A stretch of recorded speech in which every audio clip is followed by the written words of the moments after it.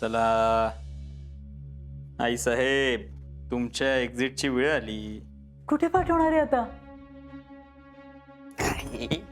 आई साहेब, आता एक काम करायचं, आपल्या बंगल्याच्या मागच्या दारानं बाहेर जायचं. हा, मागच्या दाराला एक गाडी उभी असा, आम्ही तुम्हाला त्याच्यात बसवतो, तुम्ही बसायचं आणि परत फिरून आपल्या पुढच्या दाराला यायचं. कळलं का? हो, कळलं. गावातल्या लोकांना तसंच वाटलं पाहिजे की तुम्ही लय दिवसानंतर घरी येत आहे. लय दिवसांनी आल्यानंतर पोराला बघून आनंदही होणार, तो झाला पाहिजे. आय नो, तशी ऍक्टिंग करायची. कळलं का? आता पटकन आवरून घ्या बरं. हा, ही साडी छान दिसेल तुम्हाला. कॅरी दिस. आम्ही बाहेर थांबतो, आवरून या, तुम्हाला आम्ही चांदवडीला सोडतो.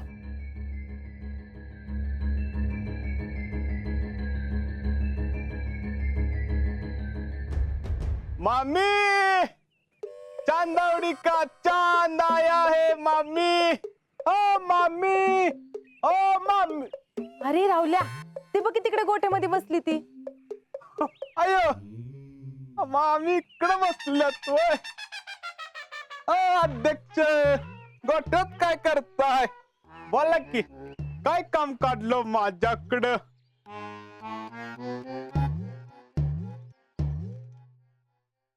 ओ मामी, अहो बोला लवकर.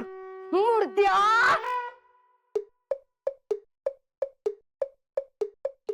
मामी, हे काय? काय झालं? इकडे सांगते तुला काय झालं. तुझ्यामुळे झालं हे सगळं. इकडे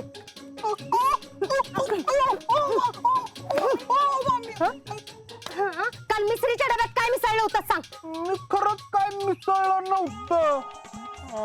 आणि तुम्ही तर मिसरी घासायचं आता बंद केलंय ना, मग कशाला डब्याला हात लावायचा?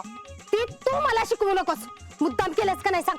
मामी, ते चुकून दुसरा डबा आला वाटतं. अजून जर खोटं बोललास का नाही तर लय बडवीन बघ तुला. आणि तुझ्या आईला जर सांगितलं ना तर ती हाणाल ती वेगळंच. अहो खरंच मामी, तो डाय करायचा डबा होता. तुझ्या आई काय डाय करायच्या कलरने मिसरी घासती का वैर? अहो नाही नाही नाही, ते मला तुला मिसरीत डाय मिसळला होतास का नाही खरं सांग. वास तर मिसरीचाच येत होता, पण त्याच्यात डाय मिसळला होतास का नाही? तुला इकुनी करायला सांगितलं होतं, सांग पटकन. मला कोणी नाही सांगितलं, पण तुम्ही तर मिसरी घासत नाही ना. ते फुडकी लांबवर तू लावू नकोस. तुला ही सगळं कोणी करायला सांगितलं होतं? सांग पटकन, कोणी करायला सांगितलं होतं? कोणी सांगितलं होतं? सांगतो. ते काय झालं माहितीये का, मी डाय कलर करून जात होतो आणि वाटत कितल भेटली आणि मग तिला कळालं की यो कलर 2-3 दिवस जात नाही तो. तरीच वाटलंच होतं मला. वाटलं नाही, मला माहितच होतं चांगलं की ह्या सगळ्यात तीच असणार म्हणून. तिनं काय नाही सांगितलं, काय नाही. आई शपथ. तू जा इथनं पटकन, जा पटकन इथनं. पळ इथनं.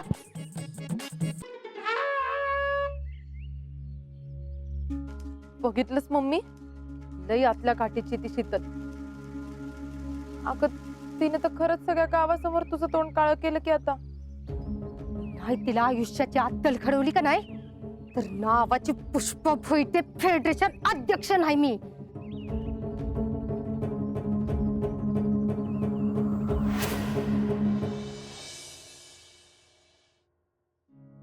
पुष्पे, जयडे.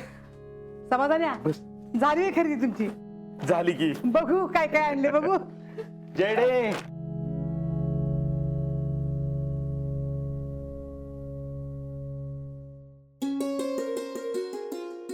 जयश्रींची.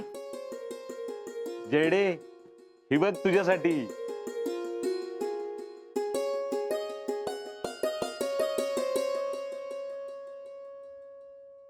जी जी. जिजे हे बघ तुझ्यासाठी.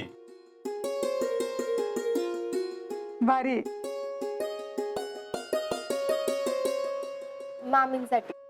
तुझ्यासाठी. आणि समाधान शीतलला काय नाही आणलंस होय? नाही मला नको, म्हणजे मामा तसं मागा लागले होते. अगं घ्यायचं ना काहीतरी. काय हो, दुसरी साडी मिळाली नाही का तिथे दुकानात? असली कशाला आणली? त्याच्यापेक्षा नसती आणली तरी चाललं असतं की. पुष्पे, अगं तू जरा गप बसतीस का? का दुधात मिठाचा खडा टाकलाच पाहिजे? काय तू एक जिजे, हे बघ ह्या ह्याच्यासाठी आणले. माझ्यासाठी? बया चांगलंय चांगलंय, भारी आहेत.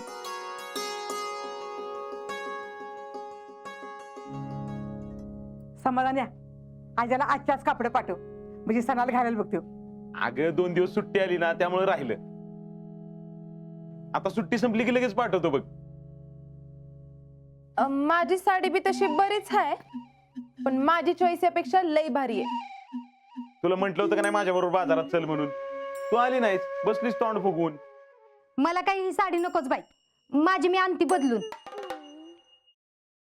नमस्कार फेडरेशन अध्यक्ष मामा. नमस्कार. या जी, बाई, जी. या बाई, या या या बसा की बसा. बस. बरं झालं सगळे एकदम सापडले इथं. बरं मामा, आम्ही हे सांगायला आलो होतो, आज आई साहेब येणार आहेत. म्हणलं लगेच सांगून यावं.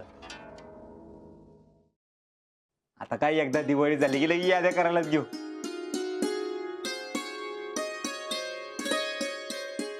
काय चालतंय का? अहो चालतंय काय, पळतय म्हणा की.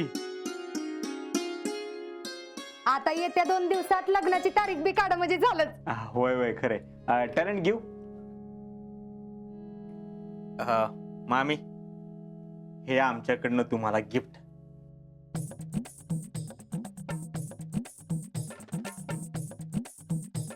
म्हणलं आमच्या आईसाहेबांना आणायला गेलो होतो, तुमच्यासाठी पण घेऊन यावं. मामी, तोंडाला काय झाले? नाही, काय नाही झालं. कुठं काय? बया, साडी लयच भारी आहे हो, मस्त ते एकदम. तुम्हाला आवडली ना, झालं म्हणायचं. जयश्री, तुमच्यासाठी पण गिफ्ट आहे बर का. आमचं घर.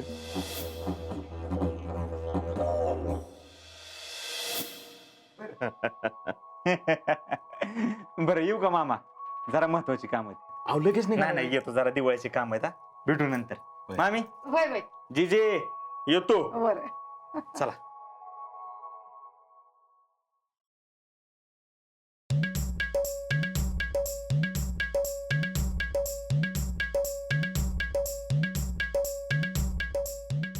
पण काय बी म्हणा, मानलं बर का माझ्या जावयाच्या चॉईसला.